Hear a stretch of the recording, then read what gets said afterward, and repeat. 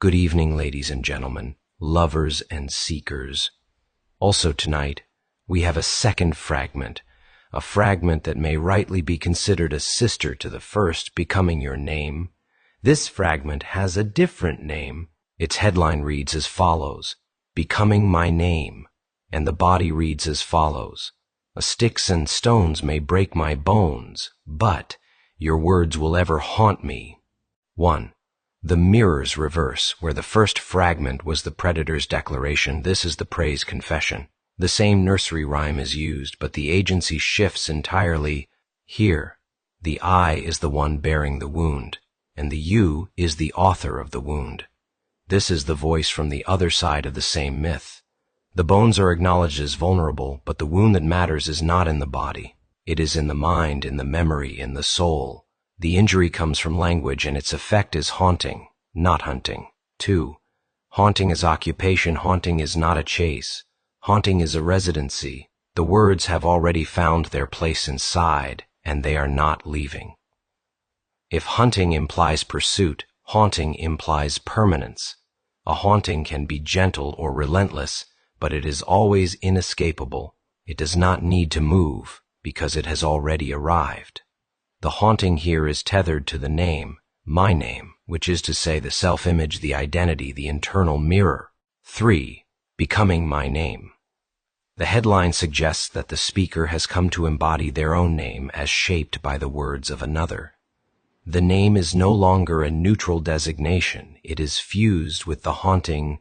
To become one's name in this sense is to accept that the identity has been forever altered by the external voice. This is a declaration of an irreversible transformation. There is no return to the state before the words were spoken. 4. The ethics of the wound.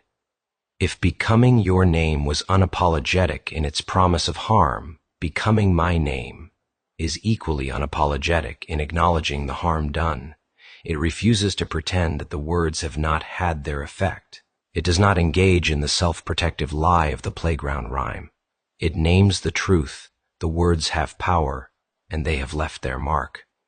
This refusal to minimize the damage is a kind of honesty. It denies the false comfort of claiming immunity, and instead maps the territory of injury in plain sight.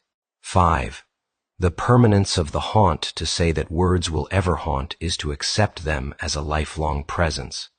This is not an admission of weakness. It is a statement about the nature of the wound. Words can carve channels in the mind that cannot be filled in. Even if their sharpness dulls over time, their shape remains. A haunting shapes the rooms of thought, the corridors of self-reflection. It becomes part of the architecture. 6. The relationship between the sisters placed side by side. These two fragments are a closed circuit. One declares the hunt, the other confesses the haunt. One speaks from the mouth of the predator, the other from the lungs of the prey. They could be the same two people at different times, or two separate people locked in an unending exchange.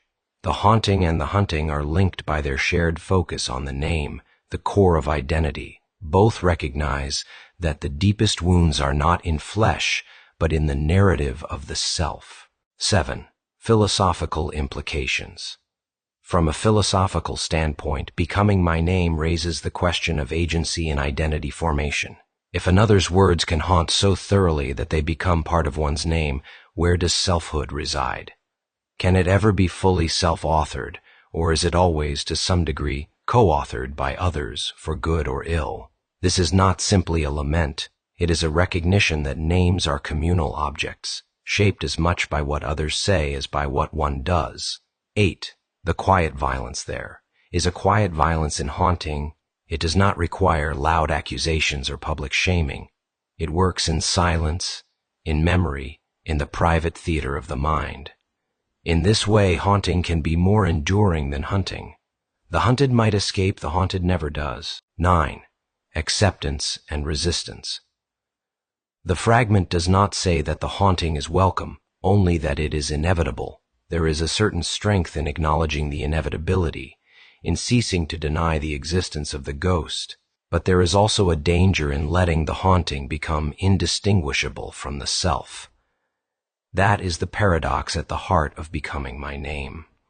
10. Closing image. The final image is of a person carrying their own name as a kind of haunted house, every syllable an echo chamber, every repetition a footstep in an empty hallway. The ghost is not outside, but inside, moving with them wherever they go. Sticks and stones could have broken the body. Words have instead furnished the soul with a permanent occupant.